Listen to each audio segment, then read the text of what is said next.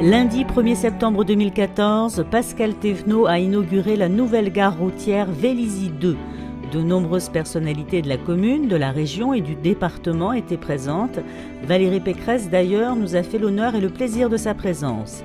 Cette nouvelle gare routière, gérée par la RATP, est située au carrefour de deux axes principaux, la RN 118 et la départementale 57.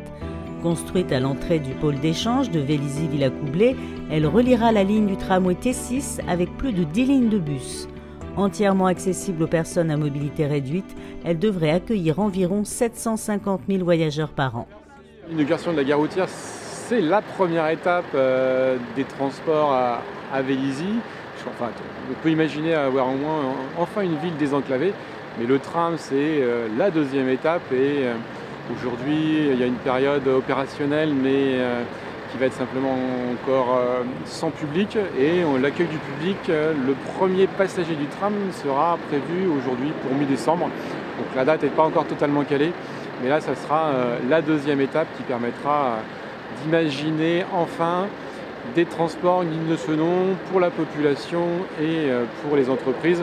Parce qu'en fait, il ne faut pas oublier que Vélizy, c'est un gros pôle aussi économique, et que le nombre de chefs d'entreprise qui étaient présents pour cette inauguration démontre bien que pour le développement économique de Vélizy, de VGP et de GPSO, et bien sûr notamment de l'Île-de-France, Vélizy est un vecteur important et les transports en commun y participeront. Donc si on veut redresser notre économie, ça passe aussi par des transports dynamiques à Vélizy. Les transports en commun, la mairie participe au financement? Nous avons participé à cette gare routière, puisque le budget c'est 2,5 millions.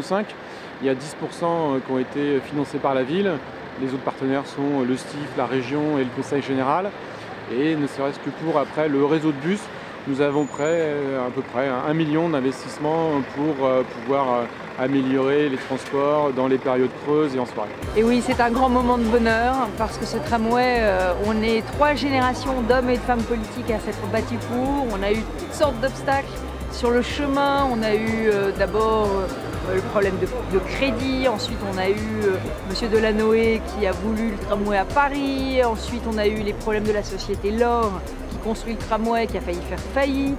Bref, ça a été homérique pour réussir à le faire venir, mais je voudrais féliciter de Robert Wagner à Franck Borotra et jusqu'à Pascal Thévenot, tous les élus qui se sont mobilisés pour ce tramway parce que ça en valait la peine.